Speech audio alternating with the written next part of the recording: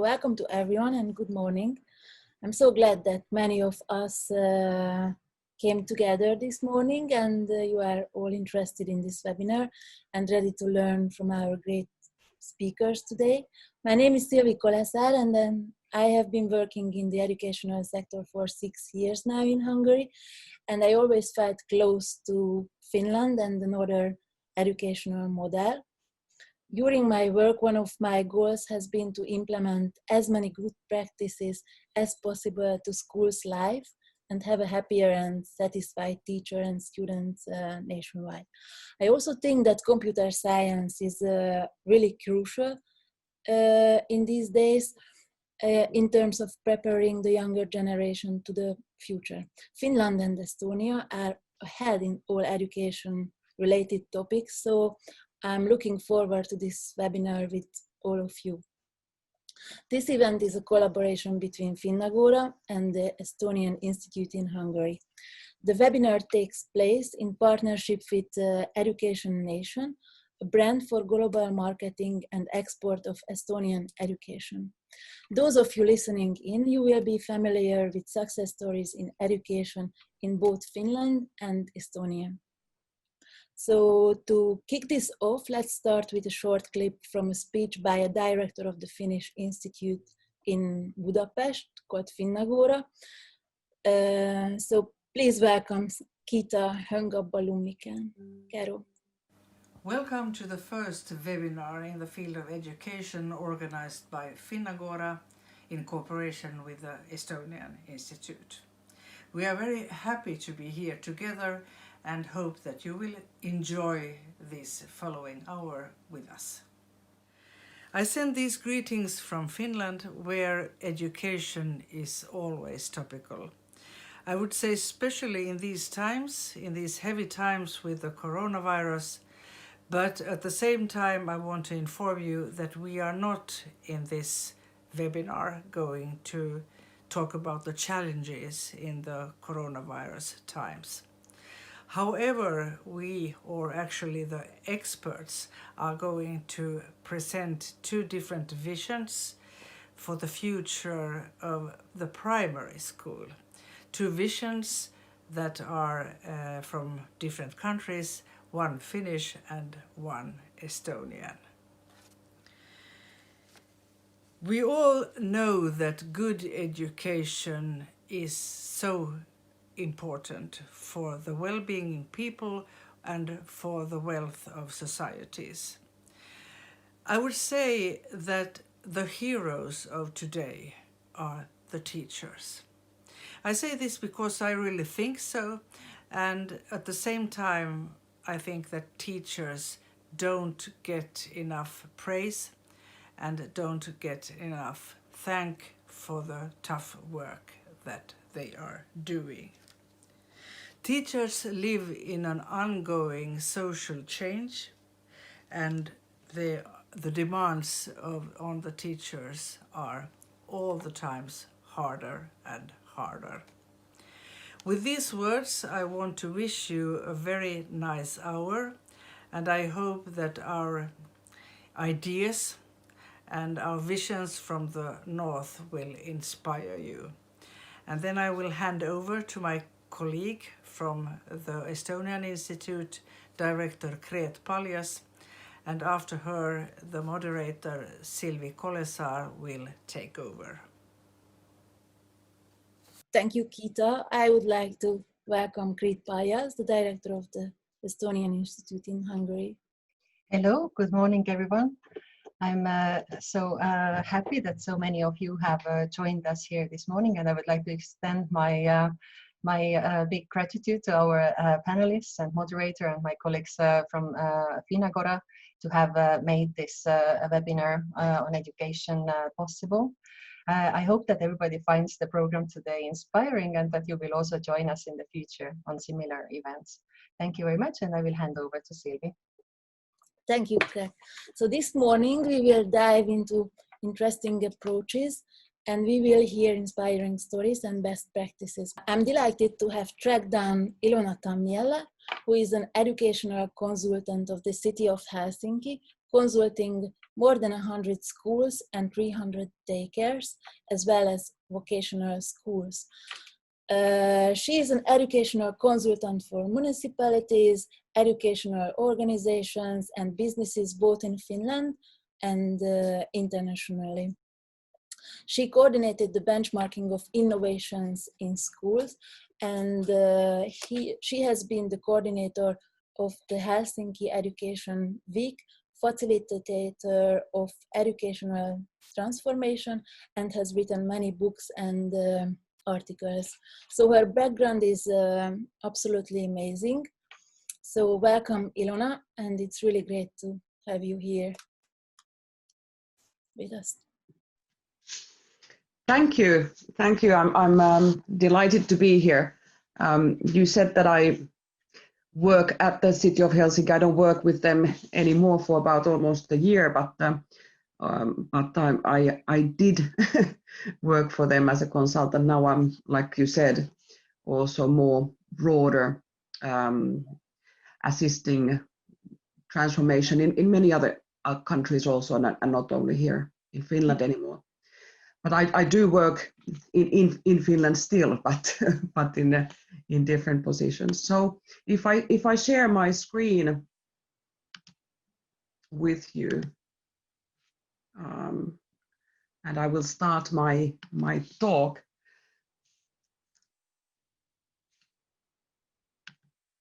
Yeah, you can see it.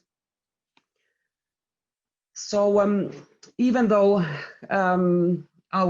our director just said that we won't touch the COVID, but I will still touch it maybe a little bit here, and in a way that what is the phenomenon-based learning that Finland is doing, and also how, in a way that it's more important even after the COVID took place, for us to understand that what is this kind of phenomenon-based learning that what Finland started in 2015 and 16. So we need to think about maybe about the role of the school and the role of teaching, and what is the role of learning. And the school system, if we think about it, the way it's being structured at the moment, still in many parts of the world, it was invented in the industrial age, and we have the norms for standardization and compliance. But now more and more we need to think about that, how the information is really everywhere. Also, not only for us, we are learning at the moment through a Zoom webinar, new ideas and new visions, practices and so forth, but this similar is also for our students. So the students can learn online, also take Zoom contact, for example, across the world, and share their information from around. And that also the change is constant. We can't think that that things are not changing. It has been constant, and it will be constant, actually maybe even in a quicker pace. And we, in a way, we also face existential challenges. And these are all, if we think about the information everywhere, the change and the challenges that we face, they are all transdisciplinary phenomena that can be also, or should be also, taught and thought about in school. So for example, the pandemic that is happening, or the inequality and poverty, climate change, the 6 Martins extinction, loss of natural resources, and so forth.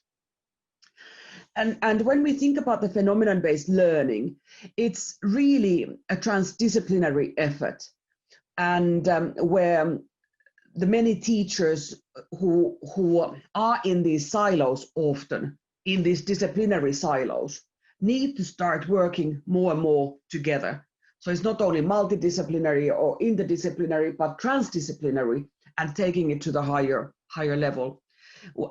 It does kind of rely on a constructivist theory, and we need to see the learner as an active being, and how the learning itself is also in relationship with other people, and not only coming from top down from the teacher, and where the learner is a kind of a silent and just absorbing, but there needs to be action. And so it's holistic, transdisciplinary, like I said, but authentic also in, for example, in materials that we use, or authentic in the information sources, and also in the, and contextual to the what is happening in the world, to the phenomena, and so forth. And this is why the phenomenon-based learning also includes these kind of research-oriented and inquiry-based the methodologies for learning. And the actual also is kind of contextual, so is to the actual world. And then we need to engage more of this formative assessment, and basically about transdisciplinary skills and transversal skills, what Finland is doing. So the transdisciplinary characteristics is really that we look into the world's wicked problems, multiple subjects, many teachers doing together. And this has been a challenge also in Finland, in a way that because we have such a high autonomy of teachers in their own discipline and in their own classroom with their own students, that now we need to challenge that parameter in a way that we need to have teachers collaborating more and more in the planning and in the execution, and also in the assessment. So all levels of collaboration. I would like to a little bit tell about this collaboration in a way that there's really many different levels. So for example, the different students' ages working together, so different teachers working together, collaboration between school and home, the parents also can be even as experts and part of the learning community, and also collaboration with the NGOs, with the museums, libraries, firms, and so forth. So it's really all levels of collaboration. And then the holistic ideology, and for example, United Nations, the Sustainable Development Goals can be taken, like in Finland, in some of the schools, they have taken the wicked problems or the themes from the SDGs. And then it has to be goal oriented, that we're not just there hanging around and thinking what to do, but it has to be really goal oriented, so that the teacher knows where we're going, and assisting and scaffolding the students towards the goals, and whether they are subject content goals or then also transdisciplinary skill goals. And the skills then, we all know most likely the OECD's, the 4 C's that came when we turned into the 21st century. That's already 20 years ago. And now we need to really think about what are really the skills that we need. So the holistic understanding of the world, critical thinking, of course. And this is also to do with kind of too much information out there, that we need to be able to categorize that information and to see that what is reliable and what is needed, and so. And the skills also about recycling, upcycling, and innovation that is really needed nowadays in our world. And if we think about our students, what the world will be like for them in 2050 and 2060, and so forth. Communication skills, both online, like over here, and also offline. And also the communication skills needs to be ethical as well, that we need to teach the students how ethically also to utilize all the kind of technology that we have. And now more and more also the social emotional skills and empathy is kind of rising to the forefront of education. But still, students also need to learn autonomy and independence in their classroom, so that they don't all the time rely on teacher, what is next, what do I do then, and so forth. But they need to have this kind of entrepreneurial skills, and that is something that we have also in the Finnish transversal skills set. And resilience, because of the change that we are going through, students need to learn to handle the change and to handle kind of uncertainty, and to be resilient. Here are the Finnish transversal skills. I know that you have gone through curriculum change now also in Hungary, for example, and in many other countries also more and more of this competence-based curriculum is coming into being. And this challenges the teacher, of course, also in a way that it's not anymore just the content of the subject, but the skills that needs to be incorporated into all of the subjects in all of the lessons. And I will not go maybe to all of these, but the red one, thinking and learning to learn, is really one of the most important skills, so that when the students learn how to learn and where to get the information from and so forth, and are thinking about it critically, and so that then they can after the school also learn more and more. And so we believe in lifelong learning. So we're not only teaching the students for the time being when they are at school, but also for the rest of their life. And then maybe I would like to pinpoint also the kind of, for example, the blue, which is the multiliteracy skills. And in the multiliteracy skills, we are not only talking about reading, writing, speaking, communicating, and these kind of things, but also, again, it's engaged with the critical thinking in a way that we need to be able to see what is a misinformation. And for example, also we need to learn visual literacy, how to analyze photographs or videos, moving images, and so forth. So it's really packed with a lot of skills within that particular word.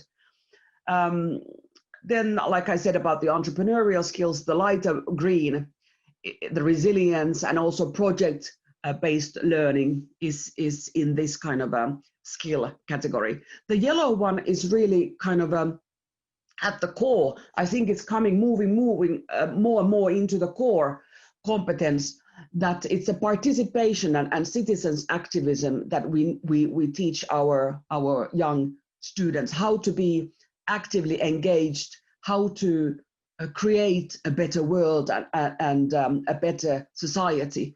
And this is also together with the building a sustainable future.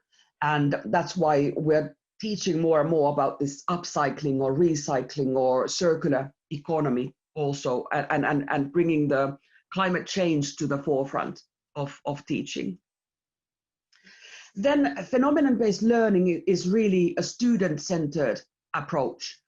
In Finland, we, in a way, don't teach teachers to teach, but also telling the teachers that they need to be facilitating the kind of the student-centered active learning. So the starting point has to be the student's own experiences. There's a spelling mistake there, but so experiences, because if we think about it, when the learner, a student, comes to the learning moment, where learning needs to happen, or that the teacher and the school has designed in a way a kind of a learning experience, we can't think that the student doesn't have any prior experience of that particular theme that we are teaching about.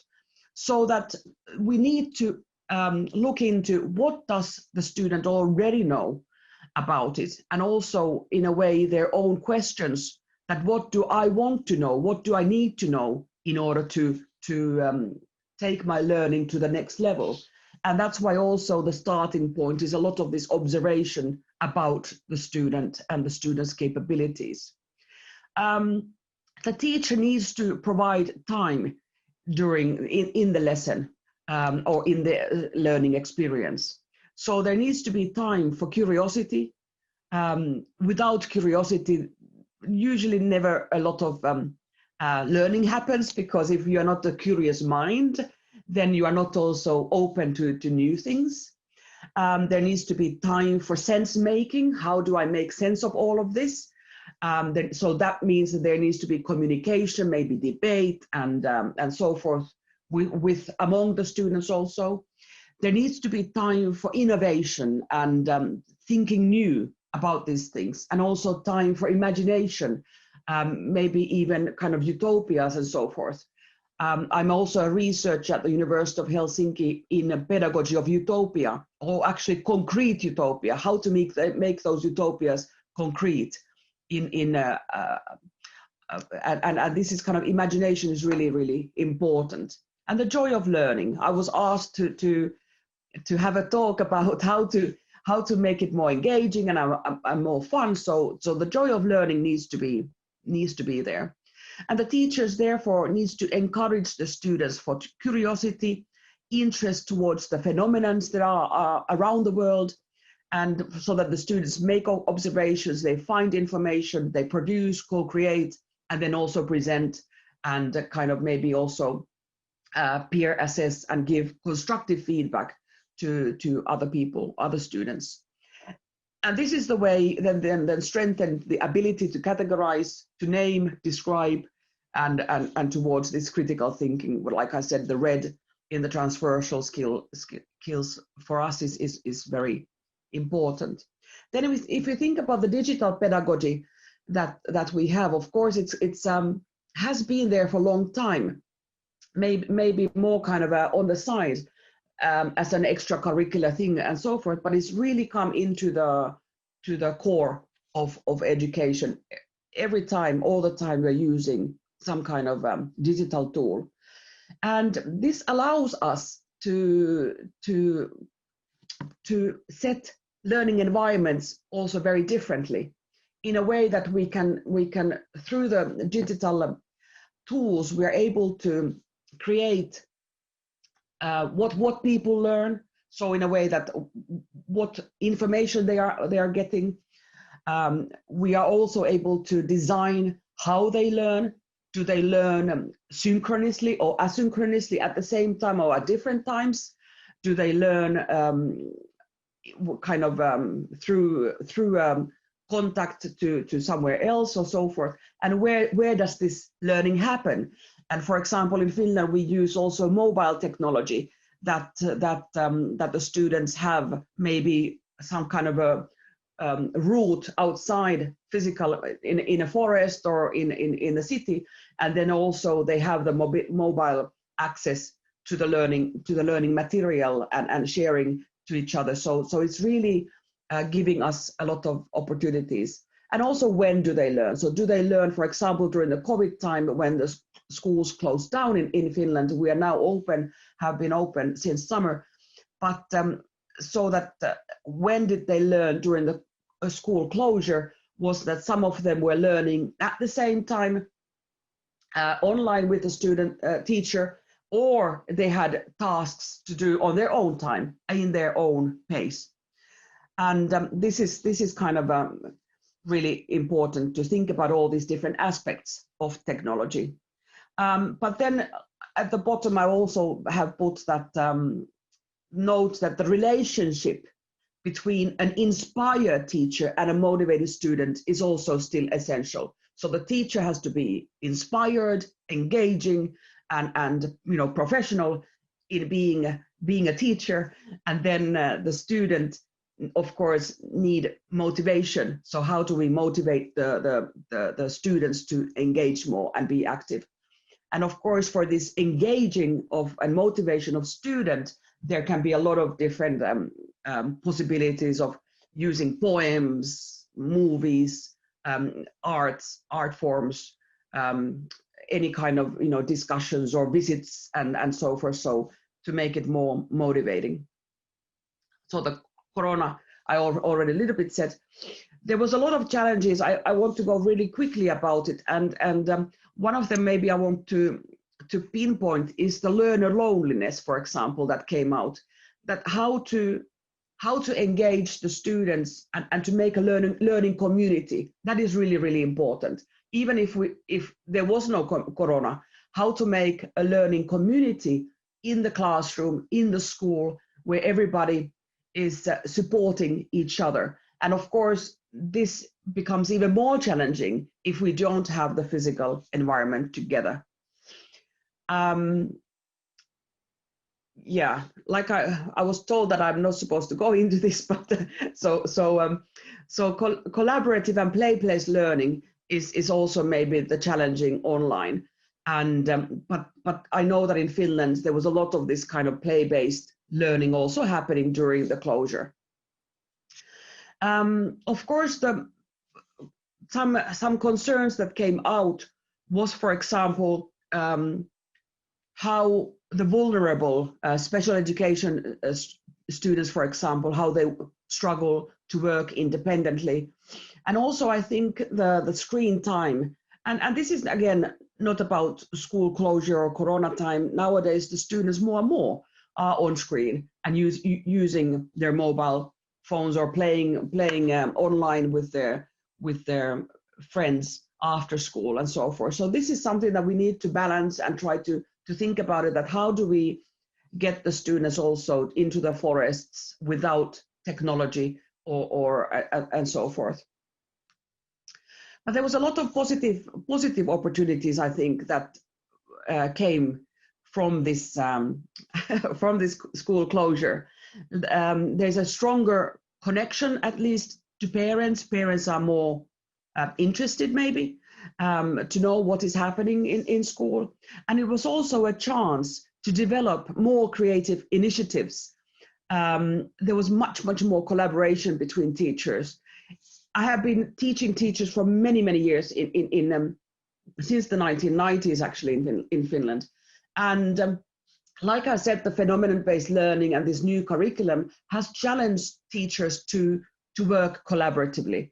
But I think this Corona made it even more visual and more actual, in a way that they needed really to share information. How are you doing that, and how do we do this, and how does the timing go when you stop and I start, and so forth. So the collaboration, I can't kind of stress enough.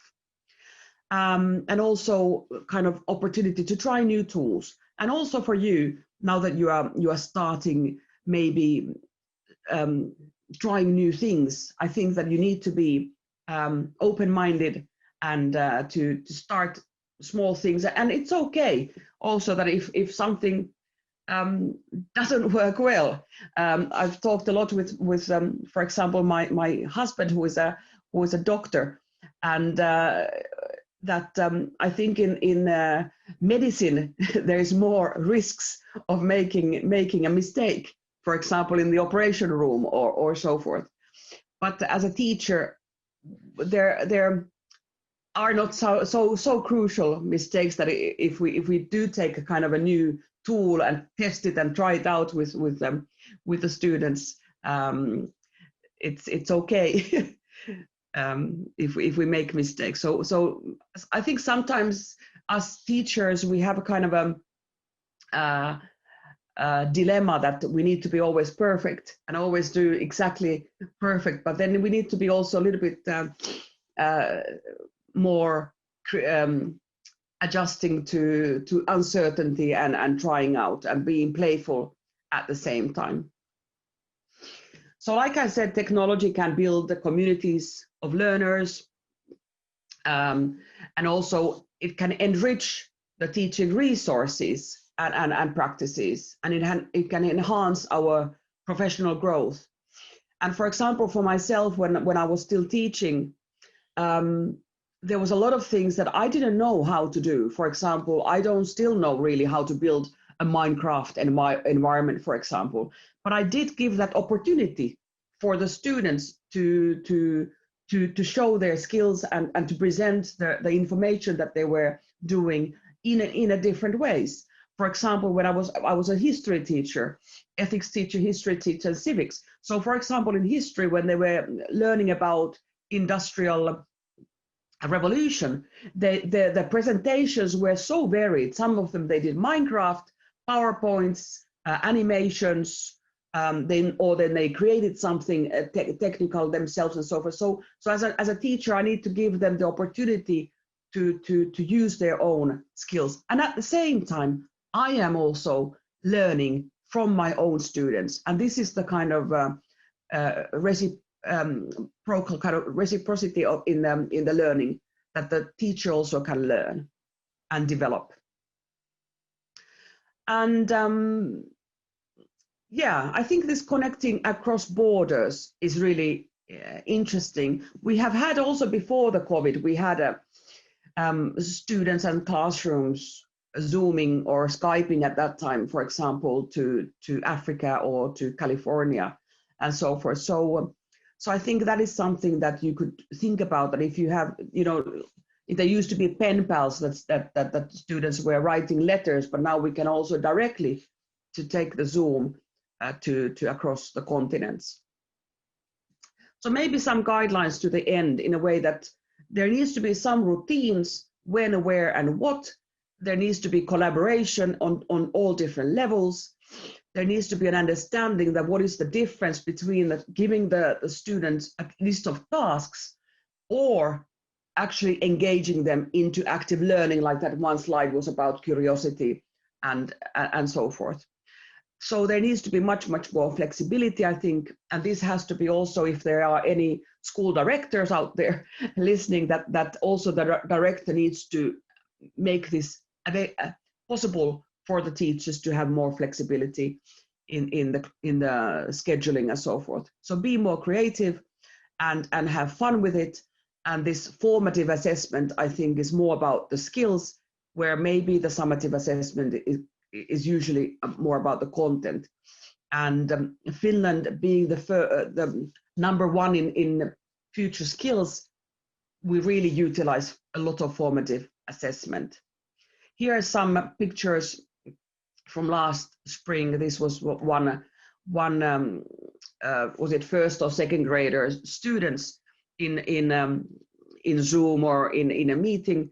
So you can see that the students, all of them, they brought their own toys, and they told stories to each other from these toys. And this is, you know, making it creative and fun for the little students.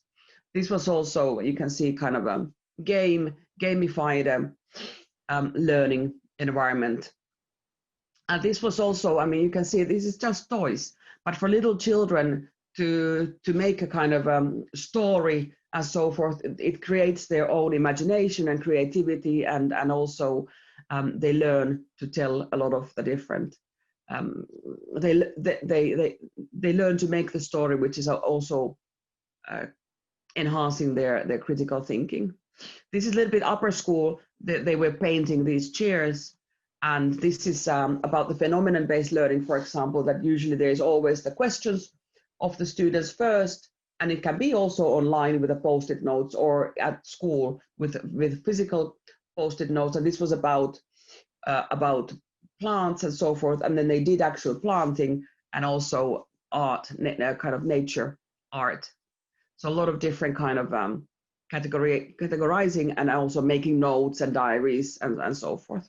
So I thank you, and you can contact me if you want more, but it's very little. I've been just asked to go to a school again here in Helsinki to have a workshop with the teachers, which are really on the forefront of phenomenon-based learning. But I go with them every year, and I've been doing that already for 4 years or so. And so it's not like a quick fix at all, but it's a really long process to have this kind of pedagogical transformation happen. Yeah, thank you. Thank you, Ilona. That is really inspiring. And as I understood, the phenomenon-based learning is pretty complex and requires a lot of collaboration between the stakeholders. And I'm also sure that during our QA session, we will get back to this topic. And I encourage all the participants to send us their questions in the chat box, so we can go through to all the questions during the Q&A session.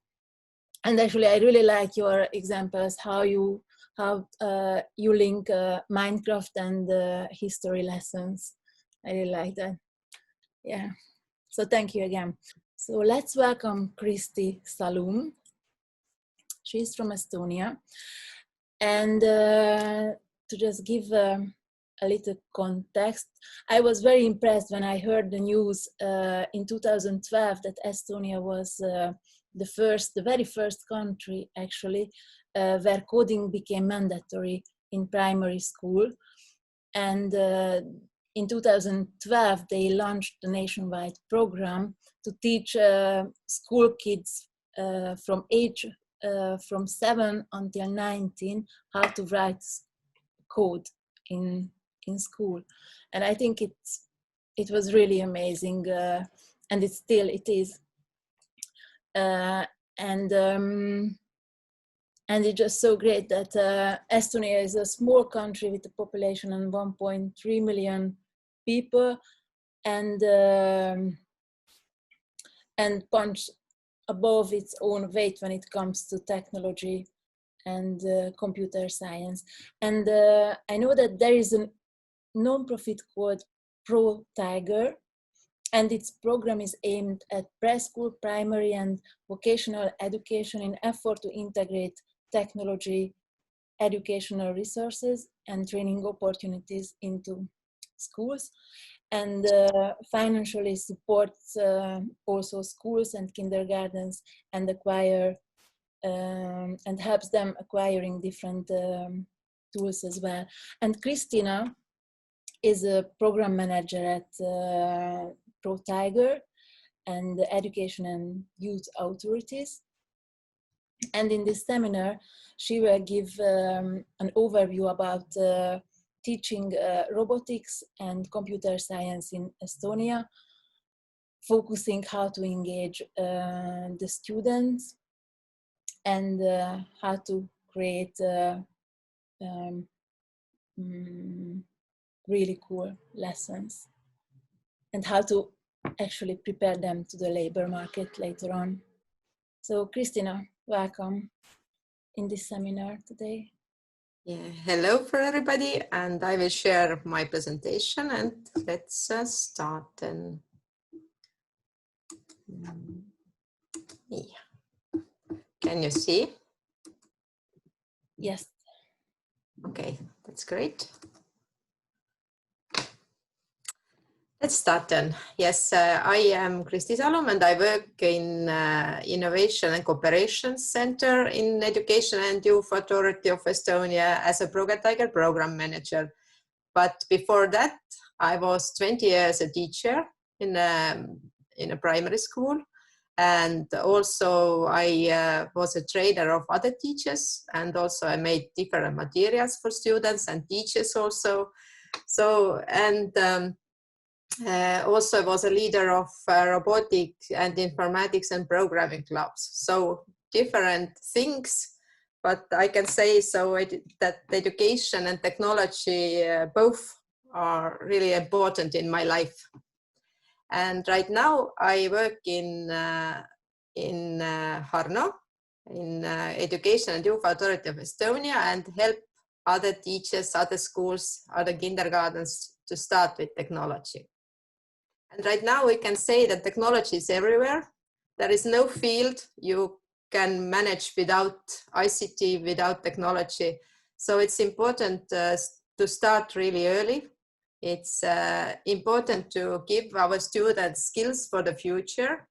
And I know that robotics and programming and such things are really great to start to develop those skills, like problem solving, like cooperation and collaboration, critical thinking, and also really important is creativity. And when kids they build something, they create together something, they learn much more than only programming or robotics. And this is exciting for kids, so they love learning process, and they are not only users. It's important to be a smart user, but much more important is to be a creator, to create something new for all of us. So kids are our future, so we have to start developing their skills already in kindergarten. And I love the thought of Steve Jobs that everybody should learn programming because it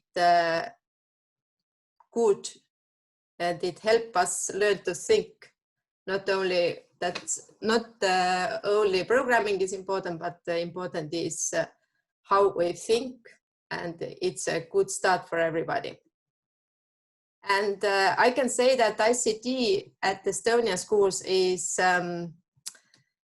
there is no curriculum for coding, so our schools also are really autonomous. They don't have to teach coding actually. They don't have to teach robotics or multimedia. But we have digital competencies integrated into curricula, and also transversal topic technology and innovation is through all subjects. So every teacher should do something with digital, in digital field, should develop digital competencies, should develop technological, how to manage with technology. And as Silvio already said, that in Estonia 2012 started program, ProGuideTiger program, and everybody said that it's one really great thing that every student already in the first grade will start with programming. Actually, that wasn't true. There was a plan to start with some of schools and with some of teachers with small steps.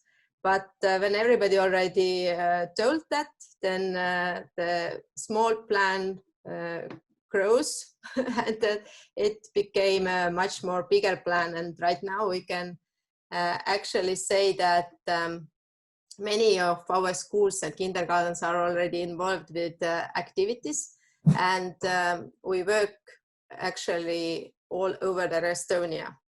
And our goals in ProGuideTiger program are to enhance technological literacy and digital competence of learners and teachers. And as in our program actually are only 2 people, really important for us is network of teachers, of those teachers who already are really enthusiastic and love to work with technology and ICT and know how important that is and know how to do it with their students. So they will help other teachers to start. And also we have a mentor teachers who work with other teachers and schools and kindergartens and help them to make their own plan. Because our schools, they can choose how and what they teach. Important is what kind of outcomes they will have when they ended their schools. And of course, very important is that our kids will learn different skills, and they have interest for technology and STEM and STEAM, and they know what is algorithmic thinking. They know how to solve different problems and how to programming. And our target groups are preschool, general education, and vocational education. So it's a really wide target group. And here are our focus areas. There are 3 focus areas: engineering sciences as informatics, mechatronics, and electronics. Design and technology as 3D printing, drawing, graphics, multimedia, digital media, animations, and such things. And also ICT as a computer science and digital communications, how to be a great citizen in a web, what to do with computers, how to be a great citizen in internet too, not only in a real life. And why we have those focus areas, it's important to understand how technology works. So that's the first thing.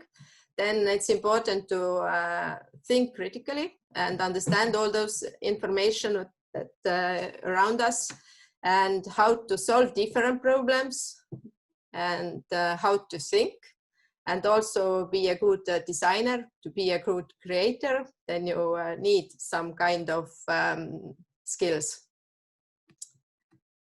And right now we can say that we started 2012, but right now in 2012, most of our schools and a huge number of kindergartens are involved with our program. Not every school and every kindergarten is really active and do systematic work with ICT and robotics and programming. But many of those are really enthusiastic. They have a great big plan. They have ICT in every subject. They work also with elective courses and with different courses for students so they can develop their ICT skills. And but many of schools still need support. They maybe don't know actually what they have to do, that every student have to be possibility to start with ICT in a young age already. So what we are doing? We make learning materials with teachers, with universities for every teacher, and all those materials are free to use for everybody, and they can just pick up what they need, what they're interested in, and then start with the students. Also, we work with different groups to develop curriculum. And we have different teacher trainings for different levels of teachers, for those who are starting and for those who already have many experiences. As I said before, network is really important. We have Progress Tiger mentors who help schools and kindergartens to start their own plan, and also we're supporting with the purchase of technological equipment. Every year we have in the spring the possibility schools and kindergartens to make their own plan and to tell us what they need, and then we support them with the money. They can buy different things they need to start with ICT. Here are some of our materials. We have a huge collection of materials. There are different instructions, learning scenarios, lesson plans about programming, about robotics, about different software. So they can choose what they already have, what they need to teach, and find different materials that other teachers already have done, have already tried if it works or not.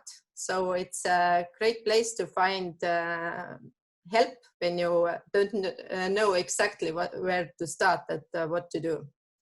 And also we made digital books for different levels of schools. So there are 35 lesson plans for teachers and lesson materials for students in every part. For young students, digital art, and for older, digital media. Then coding and robotics for different age levels, and also digital safety. So this is systematic material, and everybody can just start from the beginning and go to the end with those materials, or just pick up some of those materials and use it during other subjects, or use those materials maybe after school activity, during after school activities. So our schools and the kindergartens, they are free to use how they want to use all those materials that we made. And I'm really proud about informatic courses for high school, because last year with the universities, we made different elective courses for high school. And there is 6 courses and also development projects for students. And different students will choose different courses: programming, software developing, software analysis, testing, user-centered design, or digital services, or cybersecurity also. So they can choose different courses, and then they will put together a group and make a development project that really will help their school, their the place they live, or something else. If they have a real problem, then they find a solution and work together, and every students will have different role in this group. some of them will be a project manager, there will be a programmer, there will be a designer, and they work together and they find the solution for this problem. And I think it's really important to start already in a high school with those things, because then they understand diversity of ICT sector. It's not only programming, it's not only data. There's a different things in ICT sector, and they can develop their skills according to their interest and better choices for the future. So they can choose what kind of career they want to have and where they will go to learn after high school.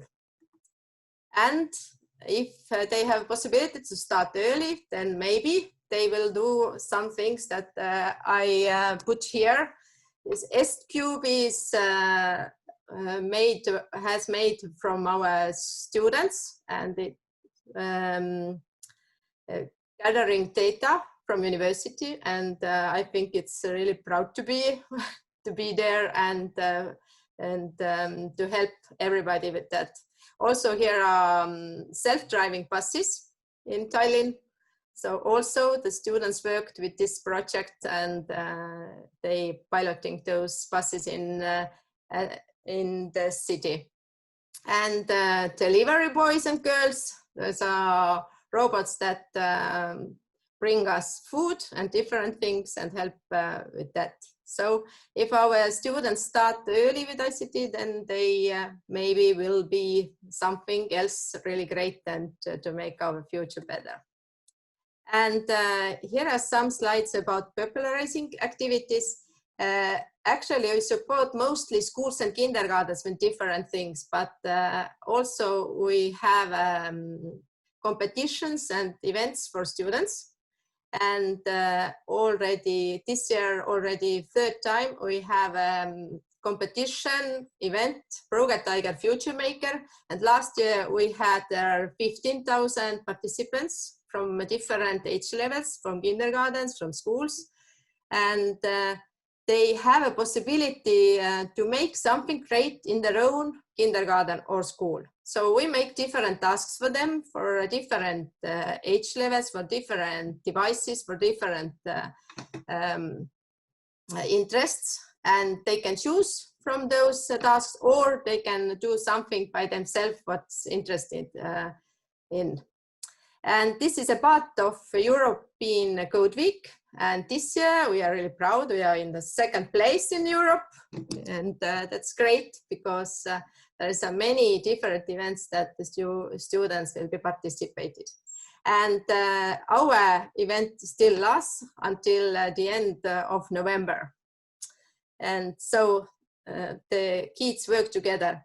And unfortunately, last year we have different events. Then the students came together and make something great together. They build something, they have workshops, they have different competitions. But this year, because of Corona, we cannot go all together and make something great together.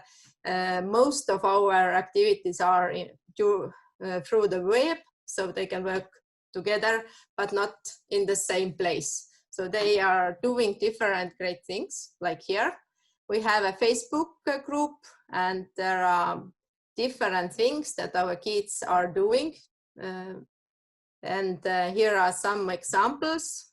Kids are learning programming outside and inside. They are learning programming with different robots. They are doing something with the drones. So different activities, many different activities. And they will share, and everybody can pick up some ideas from those groups and maybe do something else interesting with their kids.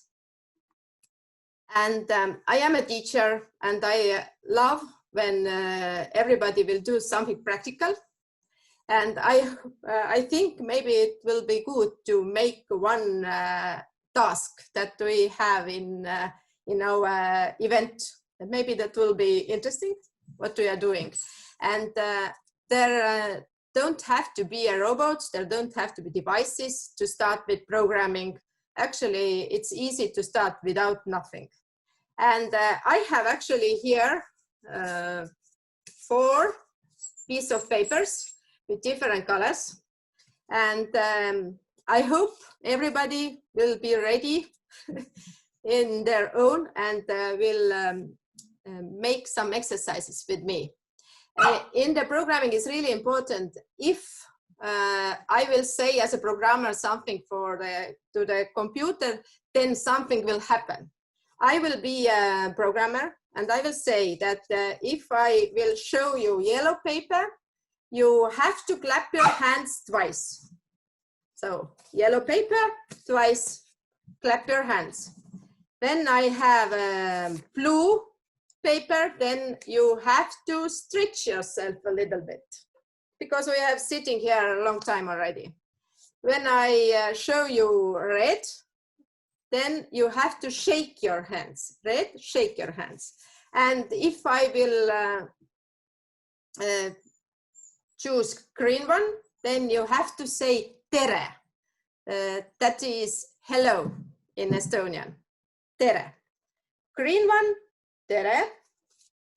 The yellow one was clap your hands and stretch yourself because it's blue, and red one, shake your hands.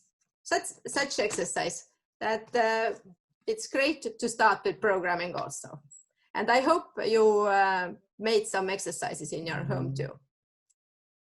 Here are some examples more, but I see that our time is almost over. So I hope the presentation will be shared with everybody so they can just see those. But here are some examples from our event too that our students will do. And they help to start the learning to think. And also dancing is coding. That example is here too. You can just look at that later. And I know that if we want that we make some kind of change in our world, then we have to start with our kids and inspire them, as Ilona said before. And I think when earlier, the better, because that's why I'm really happy that in Estonia already in kindergarten, kids are really interested in robotics and programming and starting already when they are 2 or 3 years old with programming and ICT. Thank you for your attention. Thank you, Kristi. That was really interesting, and I'm really happy that you shared a couple of examples with us. We would like to start the Q&A session, so I encourage everyone to send their questions in the chat box. But I already have 2 questions to both of you. So Ilona, you said that one of the most things is regarding the phenomenon-based learning is that you don't teach teachers to teach, rather being a facilitator, and learning to learn and critical thinking is really important.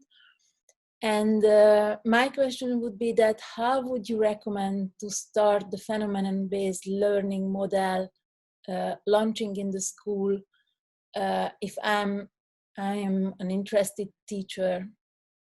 Shall I focus on my own lessons, or first, or as a first step, I should contact my colleagues, the teachers, and we should figure out something together? So what would be your recommendation? Yeah, I think similar questions I've had before also. I try to be short because we don't have much time. Yeah, I think about this teaching to teach or learning to learn is kind of, as teachers, we also need to be curious and we also need to be learning.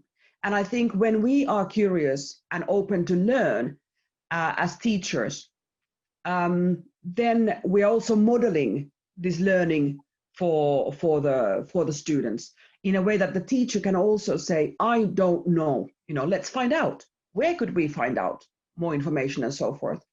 And this is, I think, what is challenging in the phenomenon-based learning when we have so wide, complex kind of phenomena that we really don't. How could we? You know, like also Kristi will say that there's problems that needs to be solved, and this is where the teacher on its own or her own or he's by himself won't be able to in a way also. So that's why we need to engage other teachers, other experts, other disciplines, other kind of angles. And so it challenges that kind of autonomy. And I think that me as a teacher, I just do on my own and I know everything. Because we don't. I'm not a perfect person, and I don't think anybody in that way can be. So that is kind of where the teachers to be facilitators, and also because what they need to know, they need to be 100% professionals about the kind of the curriculum. So what I do with a lot of teachers all the time in Finland, we go through the curriculum, because phenomenon-based learning can't be also something kind of extra, because that's when the teacher says, I don't have time for that because that's extra. Because it is going through the curriculum, we have a really excellent curriculum content-wise, but then seeing which subjects and which teachers can work together. Mm-hmm. Now, when the question is, how can I start it in school and can I do it alone?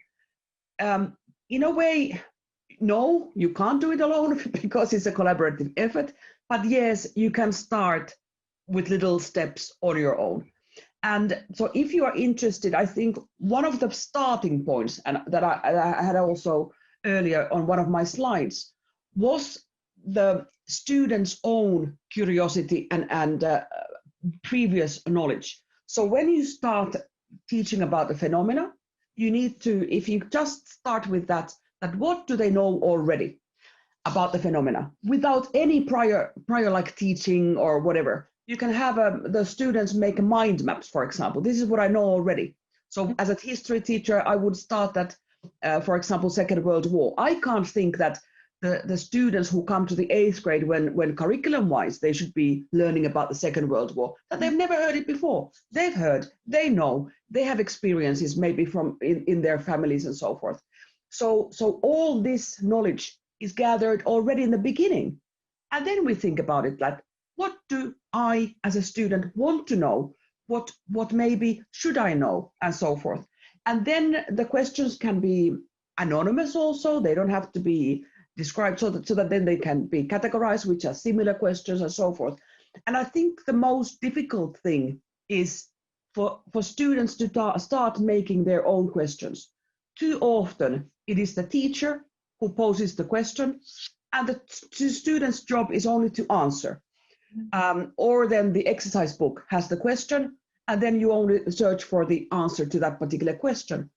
But when you teach your own students to make the questions as a starting point for the learning, that is when there is more engagement, more motivation, and so forth. So that's where you can start just, on your own.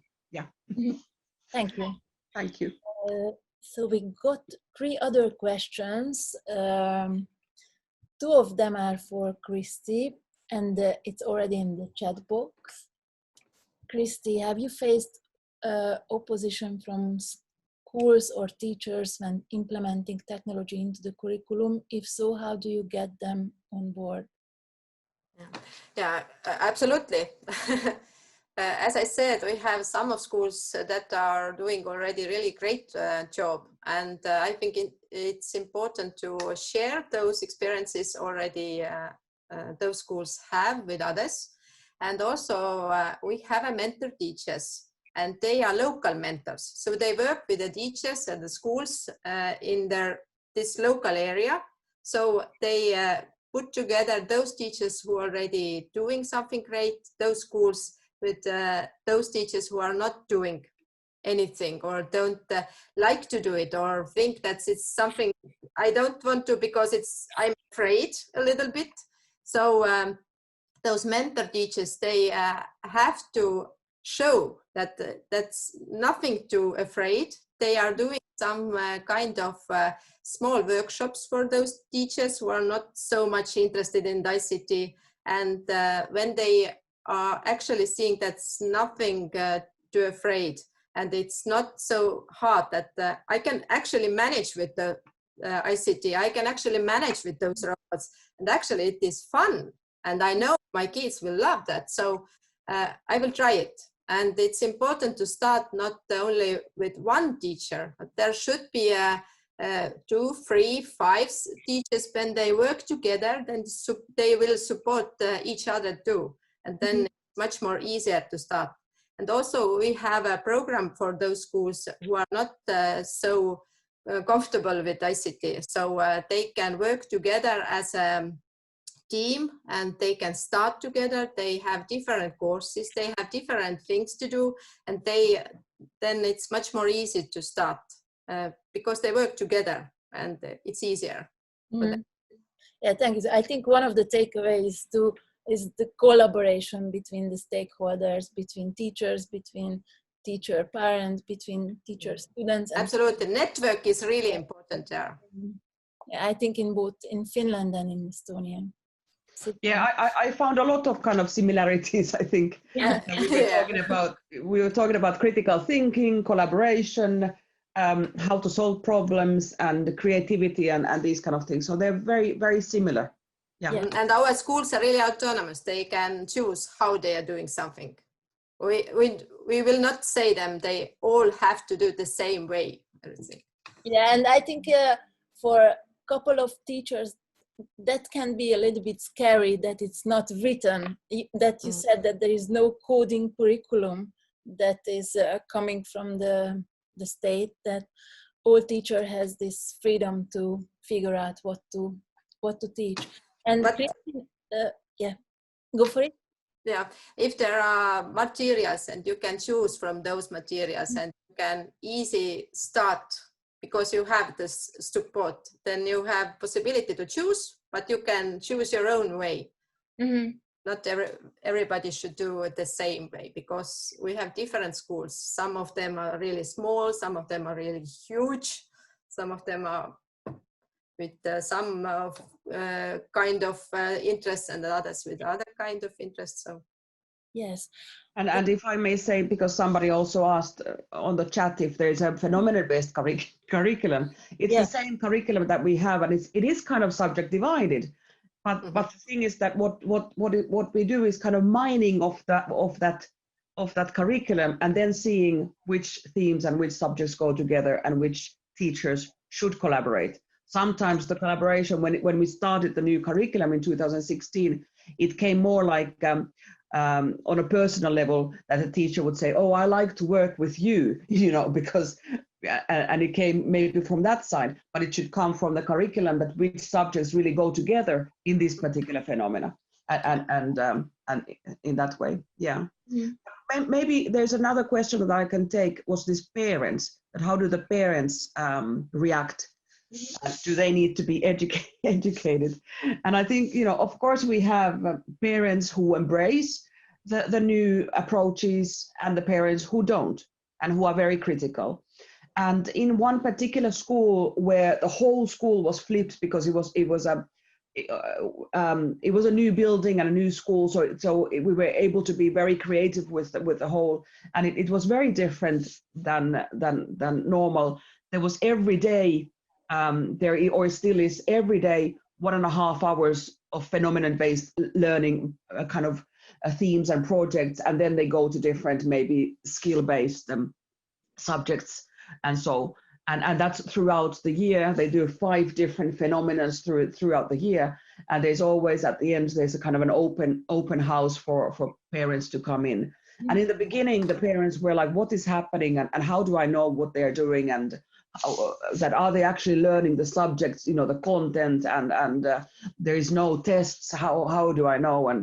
But then the education, I think, for the parents, when you were talking about the educating the parents, was that there was in the evenings these pedagogical cafes, kind of discussions for parents to come in, and some of the teachers or experts who then were telling what is happening, and what is the goal of the whole kind of mission and the schooling and education. Why do we do this kind of way?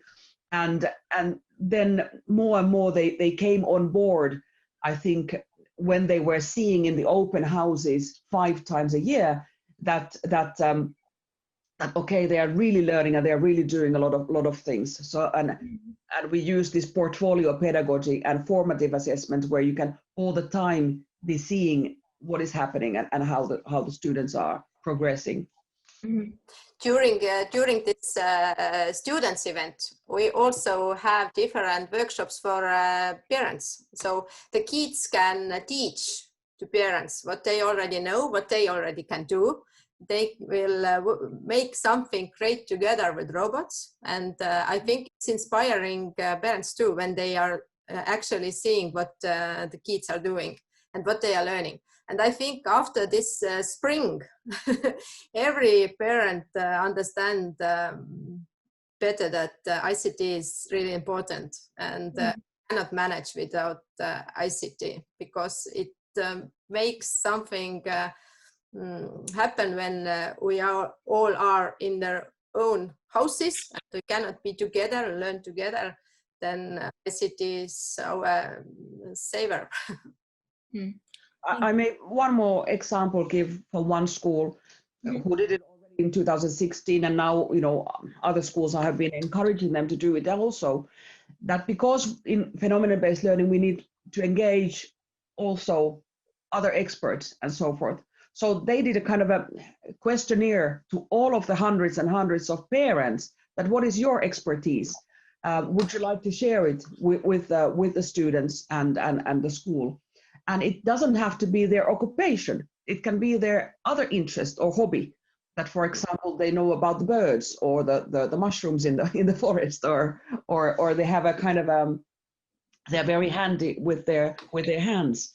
But so this is the way when they did this kind of a database, then they know that okay, now we have this phenomena. Let's contact those parents. Are you able to join us?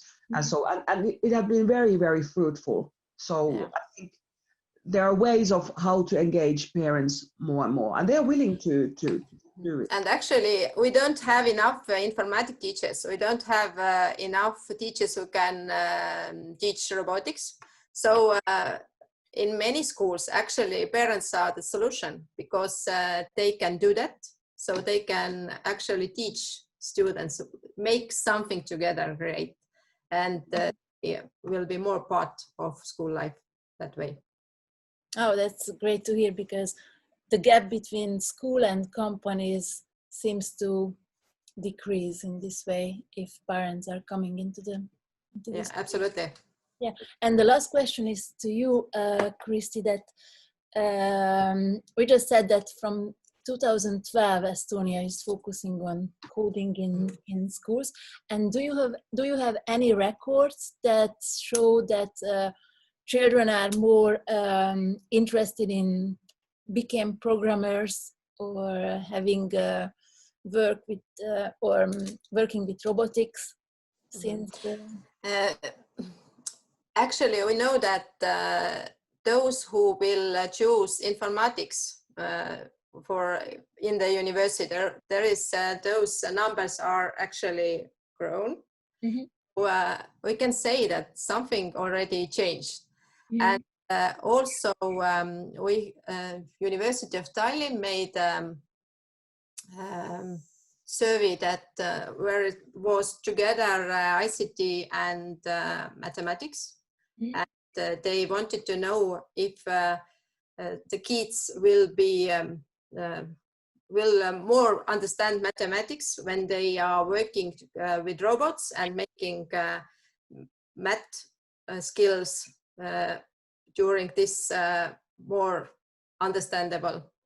There was some kind of connection, but the time is still too small to say that actually it's a huge improvement or yes, improvement. But I think the number of startups is pretty. Yeah, let's hope that that's something for this direction. Yes, I know that kids actually they love to learn with technology, So it's important to involve them with technology. And I see that there's a different subjects you can put together with technology, with different technology, and also with robotics. And they will, some of skills will be much more visible than just learn. When they are doing actually something, put together something, or make some kind of robots, and then they will much more understand mathematics and physics and such things better. Mm-hmm. And can you recommend any digital tools when you work with kindergartens?